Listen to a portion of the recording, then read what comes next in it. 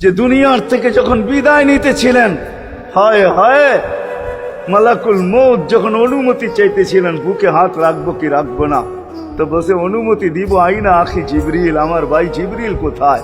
তো বলছে দেখা আসছি ফি সামাইল উলা, প্রথম আকাশে। একটু পরে উনি সালাম দিয়া ঢুকছেন, ওনার চোখে পানি ছিল। তো বলছে আপনি কাঁদেন কেন? বলে আজকে এলপিআরে চলে যাব, আর কোনোদিন ওহির বাহক হয়ে জমিনে আসবো না।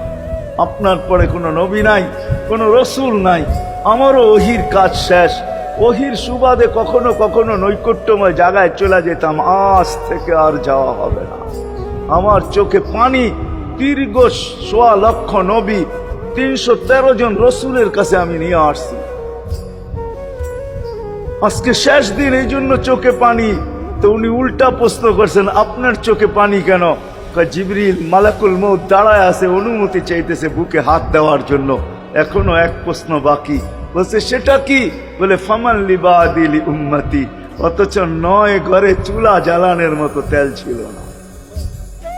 খাওয়া তো দূরের কথা, বাতি জ্বালানোর তেল ছিল না। আম্মা জান আয়েশা রাদিয়াল্লাহু তাআলা আনহা বলেন, যদি তেল থাকতো তো খিদার তাড়না এতটুক ছিল, আগে তেল পান করে নিতাম। হাদিস উঠায়া দেখেন, লেখা আছে।